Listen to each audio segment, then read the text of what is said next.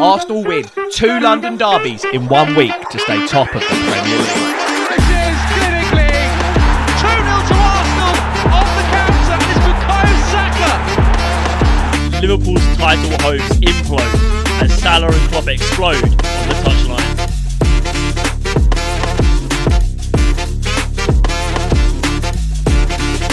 The relegation battle could go down to the last day. Stick around until the end to hear our predictions on who's going down.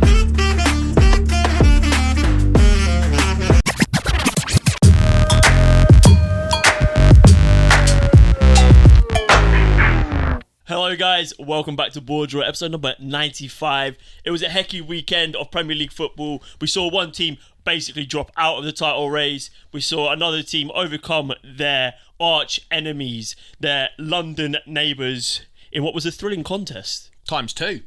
2 London derbies, 2 London dubs, mate, for the boys. Let's kick it off there. Arsenal midweek at home at the Emirates against Pochettino's boys, and Chelsea have had a fairly decent run of form, like considering compared to the beginning of the season and some of their runs during this. It's weird that all three of these teams play each other because we got later on in the week we've got Chelsea versus Spurs. So it's weird how there was 3 London derbies in pretty much a week.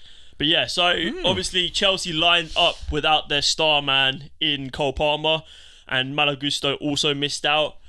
I think Chelsea were nervous before the game, and then as soon as Cole Palmer wasn't an option, it was done. I think before the game. 4 minutes in, Leandro Trossard, it's 1-0, and that sort of set the tone for the rest of the game. The rest of the first half wasn't so bad for them. It was a weird one. As you might have seen on social media, I was there, and the first half we were good, but weren't like 5-0 dominant. At half time, I'd never in a million years saw this game going 5-0. But second half, Chelsea just capitulated, mate, and we looked good, but we never were scintillating. But then once the second and third win in, Chelsea just collapsed. It was so easy for us. Yeah, just big lack of spine in that Chelsea team. Ben White doing his best Cafu impression, getting 2 goals. Kai Havertz as well, popping up to really soil his return to Stamford Bridge.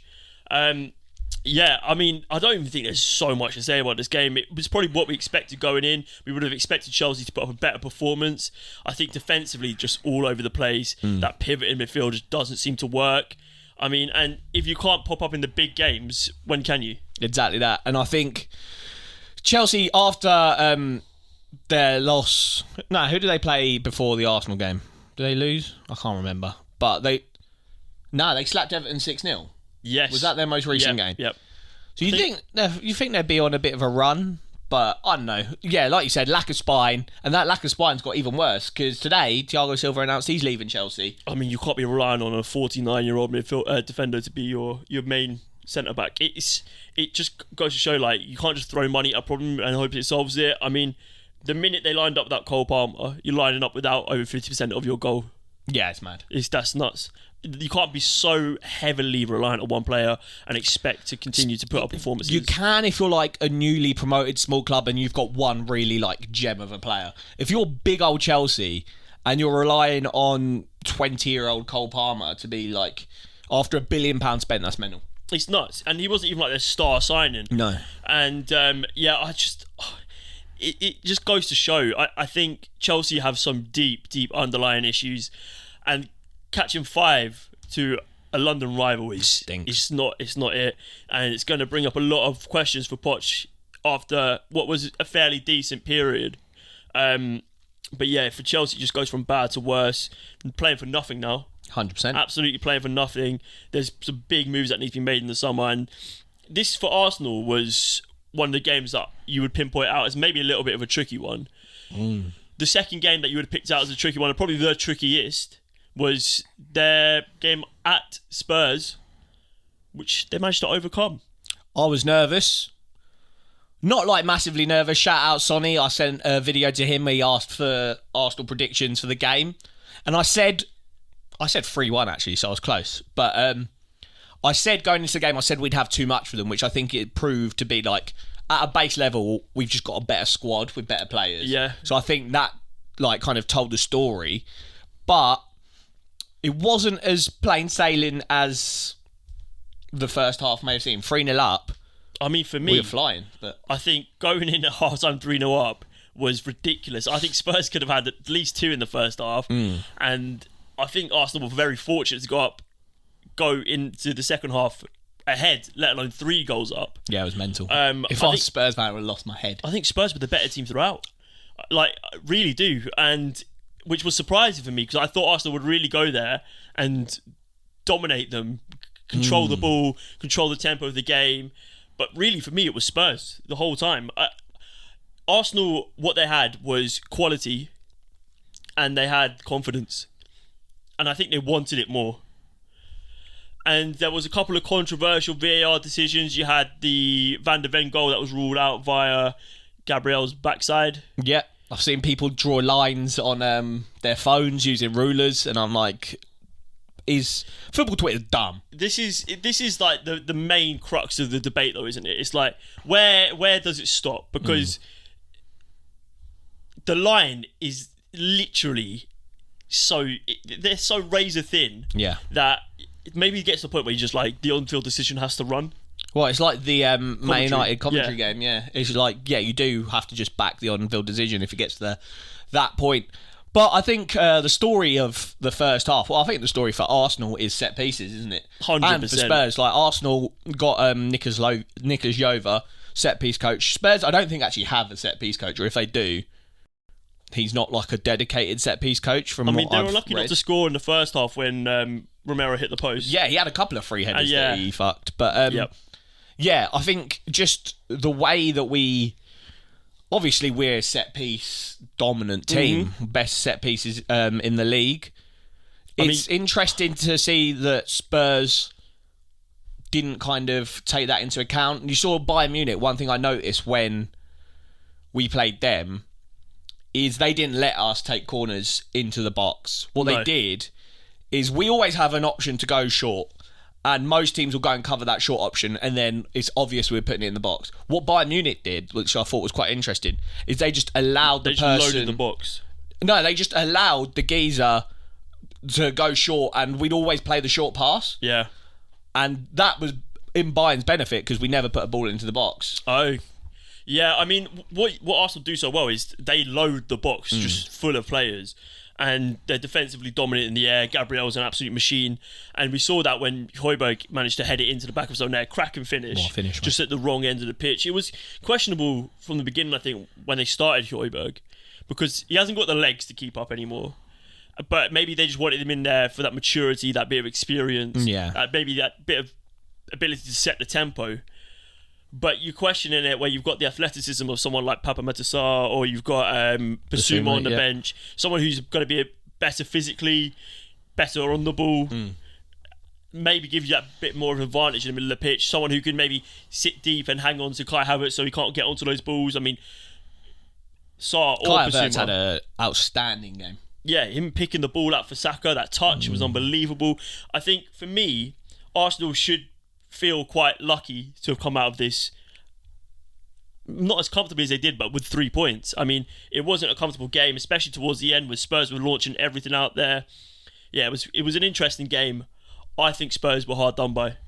I think if you play this game exactly how it played for 10 times, I think Arsenal will be lucky to win 4.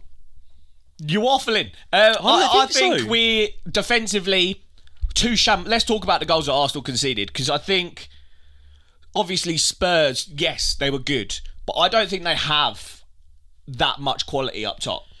No. The goals they scored, one, a Raya mistake where for some bizarre reason Romero's the furthest forward of all the Spurs players. He's pressing our goalkeeper for some reason, and Raya like absolutely shanks a clearance straight to a Romero, and it's a good finish from him.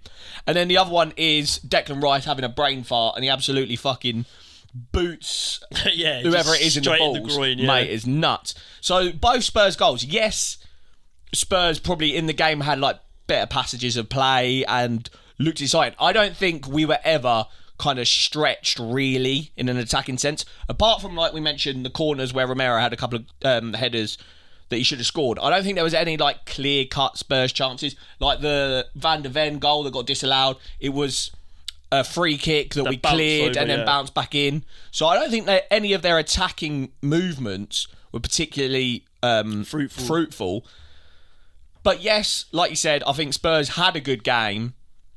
It just tells that they haven't got enough quality in certain areas.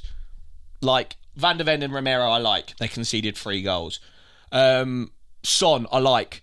Scored a pen. I didn't really see him do too much else in the game. Timo Werner, bag of dog. I mean, he got subbed at like 20 minutes. Brennan Johnson, I like. He actually was quite good. Richarlison came on. All he did is headbutt. Gabriel didn't really do too much. Kulusevski. James Maddison, I want to talk about him. After his injury, he's come back and looks absolutely pants. I'm seeing all the Spurs fans on the timeline say they should drop him for the next game. Yeah, I've seen a lot of people saying that this is sort of what he does. He has an unbelievable period of the season, then an injured period of the season, and then a very average ghosting period of the season. That looks to be the case. So I think this is the wrong time to be doing it when 100%. The Euros are upcoming, because he was already not one of Gareth Southgate's favourite men, and his place could easily be taken by someone like Eze. 100%. I was about to say Eze. But yeah, I mean, what does this mean for the title race? Let's talk about the title race, because Man City also picked up 3 points on the weekend. Pretty poor performance against Nottingham Forest, but they got the job done. Chris Wood did his best efforts to... See all the tweets of Chris Wood saying City, City, City in his Twitter profile. But yeah, City picked up 3 points. Arsenal picked up 3 points. Liverpool did not. Liverpool are currently in 1 win out of 5. They were leading the title race. Percentages were in their favour at one point. They have let's just we've hit 20k on BoreDraw. Thank you for everyone that's subscribing. Big thank you to all the angry Liverpool fans over on Twitter that got us to 20k. They were angry at me. Don't know why. I insulted someone from Liverpool football Twitter, apparently. Someone talking about calves. I mean, if you've got a footballer as your profile picture or a manager as your profile picture, I'm roasting you, and your account name is something calves, you're talking about a player's calves. Questionable. And what's even more questionable is the amount of people that just jumped on his back. Because, they're all Liverpool nerds, man. You sat at home, yeah? You sat at home. You've never been to Anfield in your life, and you're jumping on this guy's back, dick riding him so hard that he's going to be juiced out for a month. You fucked him up, mate. It's ridiculous. It's embarrassing. What a poor and detrimental example of your fan base. Mate. I mean, it is so detrimental. You are the people that ruin it for everyone else, because you are just absolutely pathetic. Now, 100%. You've got like people with Trent as their profile picture or Salah. They don't know you. Stop fucking having them as your profile. You're not his mate. Imagine making your whole life, your whole persona around a footballer, and you've never even been to a game. And then one of the responses I got from some wetty Liverpool fan was, "Oh, it's football Twitter. What do you expect? I expect you to grow a pair, put your face on social media so I can slag you off for being a butters bastard." No, I'm joking. Everyone's lovely. We love everyone here at BoreDraw. Speaking of people... Shout out 20k. Speaking of people with Salah as their profile picture, they might not have him for much longer. Quite a heated touchline disagreement with Jurgen Klopp. It was weird. He got dropped after midweek against Everton. Shambles of a performance. Came on and, I mean... He looks cooked, mate. Saudi is calling. Saudi is indeed calling. Although, after all this Klopp debacle, the news in football Liverpool Twitter today is that Salah's going to stay. Which I didn't think would be the case. I thought he was a certy gone in the summer. I thought, like, look... You're getting a new manager in. Start. It's time, fresh, mate, and mate, you're not going to get 80 million for him next year. Not a chance. Saudi will spend probably 150 million on him this summer. Yeah. Because they are that loaded. Yeah, and he is a personality. He's the biggest Arabic athlete in the world. He is going to go... He would go there and be the biggest superstar in the league. Yeah, 100%. I mean, it's probably time to cash in. It probably is. I mean, he is a fantastic footballer, a fantastic player. And how much do you reckon you could sell him for next season? Oh, like 65 million, especially if he doesn't keep up the numbers. Liverpool fans, let us know. £150 million for Salah this summer or 50 million next summer? Are you taking that 100 mil drop for an extra season of Salah? Let us know. That's an interesting one. Yeah, I think just now, the time, you're getting a new manager in. It's going to be Arne Slot, it's looking like.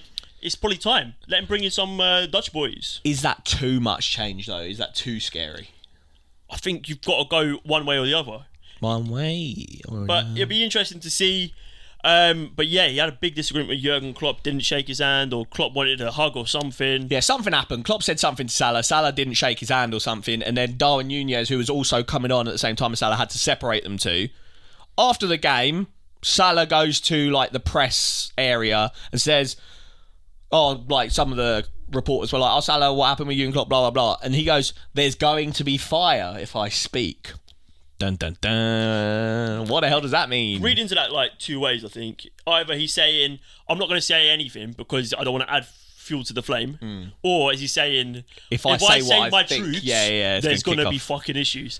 I'm reading into the second one. 100%. We all are. And then Klopp came out after and said, we spoke in the dressing room and he didn't say it's done. He said, it is done for me. Which makes me think he might be like, I don't really care. But Salah could still be wound up. This is not what you need when you're in a title race. Definitely not in a title race anymore. They're, for me, completely out of it. Yeah, 100%. I think the Opta stats now is 0.1%. You would need City and Liverpool to City and Arsenal to lose like their next two games. Oh, yeah, remaining games, just pretty much lose them all, yeah. It's not going to happen, mate. No. So, yeah, it's a sour end to what could have been like one of the greatest exits for the Premier League.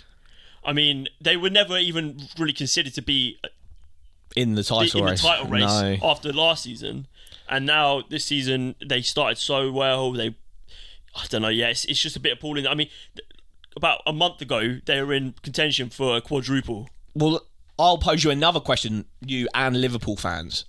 Was the decision for Klopp to announce he's leaving when he did the right or wrong decision? It's impossible to say because now it's clearly the wrong decision. But at the time, would they have won as many games in a row as they did? Would they have kept up those performances without him saying that? It's difficult to know. But for me, they're completely out of the title race now. They've got to look forward to next season. They've got Champions League football. They've got a new manager coming in. They've got to look at maybe keeping hold of some of their key players. The likes of Van Dijk is someone I can imagine playing well under Arne Slot. They've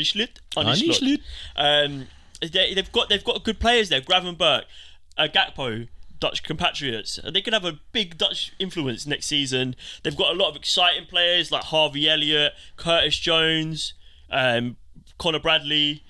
The big question is what they're going to do with Trent, because for me, you can only keep him at right back for so long now. There's so many. He's so defensively frail that it's the reason he wanted to start for England. Yeah, because he's too defensively incapable, but he's so good on the ball that you have to find someone to slot him. But he's also not the most agile player.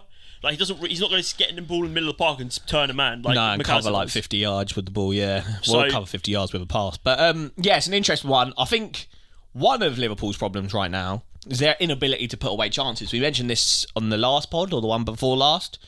It'll be interesting to see if they do any recruits up top in the summer. Obviously, I've seen people talk about, is it time to ship off Darwin Núñez? Is he just too much hassle, more hassle than he's worth? I saw Chelsea apparently bid for him last summer, which is interesting. Yeah, I mean, but the issue is who do you go for? I mean, there is quite a lot on the market, but I don't see them competing with the likes of Chelsea or PSG for an Osimhen. No. I don't see them splashing out 70 million for a Tony or a Watkins, maybe even 50 million for a Solanke. Can't see them going big for Alexander Isak. Maybe someone like Openda. Maybe. I think Jonathan Davies from Lille, he's going to Inter Milan, I believe. Yeah, I saw that, yeah. So there is a lot on the market, but I just don't see Liverpool putting out the big bucks for them. Nah. I can't see him competing for Victor Gyökeres. So it's going to be interesting. But then again, if they get their man in Arne Slot, it's going to be... They're doing it early. Give him a whole summer of recruitment. Yeah, it's an interesting move, Arne Slot. It's progressive, I think. I would prefer Amorim. Yeah. Or Alonso. Alonso, then I think Amorim. they wanted Alonso, obviously, and it must have been a complete spanner in the works when he said he was staying at Leverkusen. Yeah, unless Mourinho makes the last minute dash. Could you imagine? These scenes. Unbelievable. Right. To the other end of the table. Oh, mate. The Premier League is just doing bits all across the board. We've got a spicy little relegation battle occurring. So, on the weekend, Sheffield United were confirmed relegated. Pending Everton and Nottingham Forest. That's true. point Everything's with an asterisk. But I saw the Prem tweeted that and then deleted their tweet. What the pending or that they've been relegated? They said that they've been relegated, confirmed. Yeah. But they also had an asterisk there saying pending Nottingham Forest and Everton's points appeals. Right. But they've already given Everton back some of the points. Also, I swear, even if they both, like Forest and Everton, got deducted They've more already points, had the points deducted. Sheffield United wouldn't be safe at all because they'd still need... Well, I They don't still know can't what... catch See, a that's team, why do they? I think deleted the tweet, because it just drew up a lot of controversy. Like, are they going to get deducted more points? They're gone, mate. So, but yeah, I mean, they should have been relegated at Christmas. It's Mate, ridiculous. they're absolutely what shambolic. a waste of a spot in the Premier League. What absolute waste. The exciting thing is, we've got 3 teams fighting it out to not be involved in the remaining 2 teams that got relegated. So, in 19th place currently, we've got Burnley on 24 points. Above them on 18th, we got Luton on 25 points. And above them, in 17th, we got Forest with 26 points. So there's 2 points separating the bottom 3, if you ignore Sheffield United. Should get up. Let's just pretend Forest aren't getting deducted any more points. Yes. Who knows? Because we can't foresee that. So we're going to predict the remaining 3 games for each team and give you who we think is going to get relegated. Right. Let's just go through this one by one. Yeah, right. So Forest. Let's start with Forest, who are currently on 26 points. That's bad.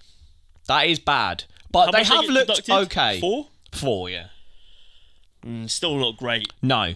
But I mean, Chris Wood is just starting, man. there was a point where he was the most lethal striker in the Premier League. That game against Newcastle. It was crazy. That will go down in the memory. Right. Their remaining games are Sheffield United away, Chelsea at home, and Burnley away. So 3 relegation battling teams. Yeah, I would agree. Was it you tweeted like, Chelsea mathematically safe? I'm a funny guy, man. Follow us on Twitter. Everyone's eyes will turn to that final game of the season. It's going to be hot. Burnley away at Turf Moor Could be naughty. on what could be a relegation decider. That is prime prem when you have a title race that goes down to the last day, the last game, or all the last games are at the same time as well, so you never know what's going on. The around the grounds goes so and then hard. the relegation race last game. Oh, mate, it'd be good. So yeah, let's Sheffield predict it. United away. Sheffield United away. Sheffield United are done out here, but I think does that bring in a new lease of life? Because they don't care. People battling for their place next season. People want to show what they're about. Maybe get a move in the summer. I think they slap them 2-0. Yeah, I reckon Forest win as well. I was impressed after that performance against Man City. So, yeah, we'll give them a dub there. Chelsea at home. That's an interesting one, you know. This could be... I think this might be like a draw. Should we give them a draw? I'll back a draw as well. A 1-1 draw or something, so that's a point. A point. And then Burnley away on the last day. I'm going to go in for a Burnley win. I think they get cooked by Burnley. I'm going to go... Yeah, so no... They end their season on 30 points. 30 points. Next, Luton on 25 points currently, and their next game is against now safe, pending further points deductions, Everton at home. Luton haven't looked very good. Out of these 3 teams, Luton got the worst form at the moment. Mm-hmm. They had a big injury crisis, and Everton have actually got a fairly decent home record, I think, no? It's Luton at home. Oh, yes. Oh, is it? Oh, yeah. So, but I think Luton might do them. Yeah. Yeah, I'm happy to go for a Luton win on that. So that's Luton. Luton onto 28 points. Yep.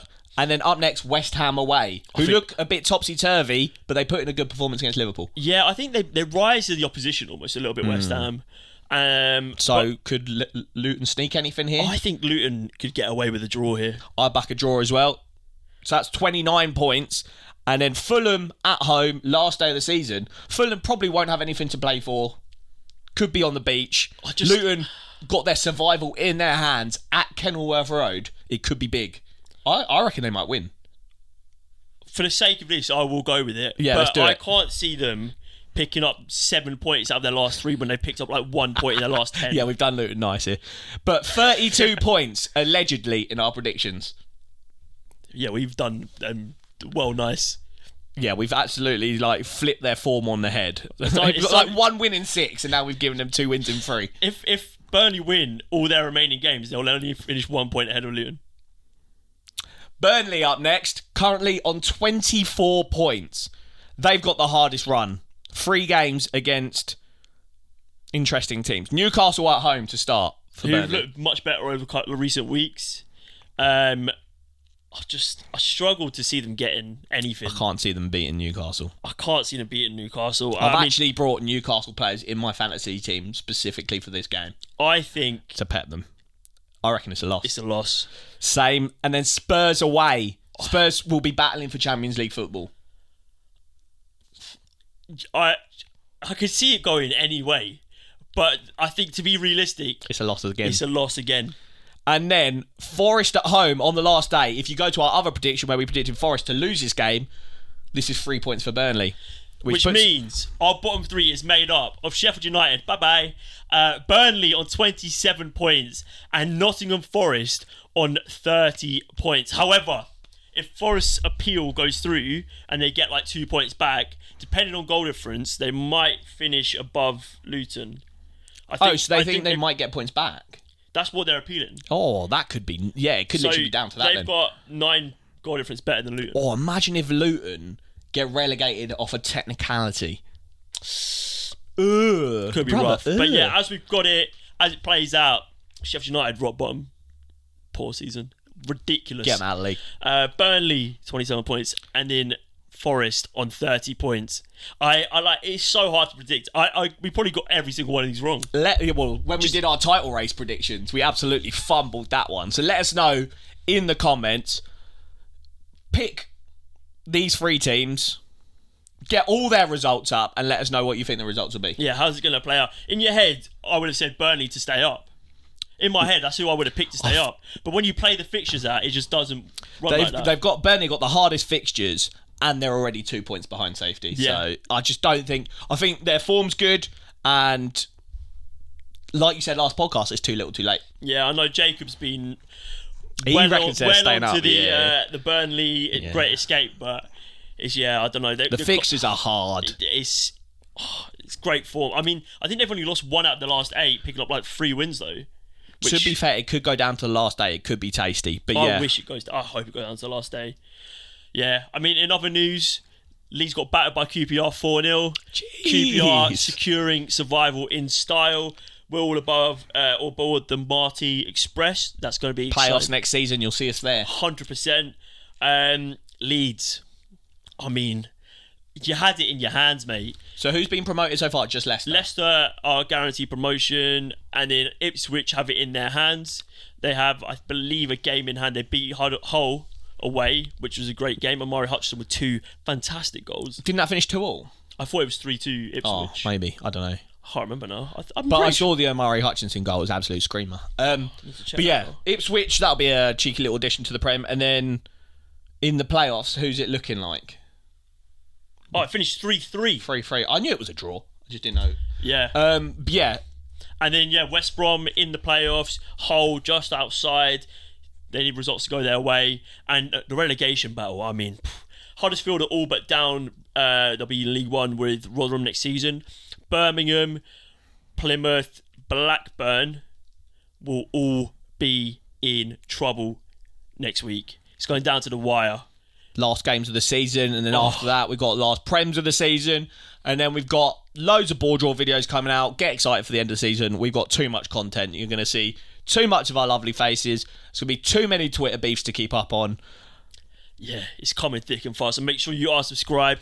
Comment down below. Get involved. Do hit a like on the video. And if you do want to save yourself a little cheeky 10% at Classic Football Shirts, use our referral link down below and use code BoreDraw10. Save yourself a little 10% on checkout. Get yourself some nice little tasty shirts for summer. It's football shirt season, mate. The Euros, mate, we had World Cup in the winter. You can't go out to the pub with your wavy football garms. But Euros in the summer, that's what it's all about. Get yourself some football garms. Rishi's going to turn the nice weather on for the Euros. You heard it here first. What was it during COVID? Eat out to help out. Yeah.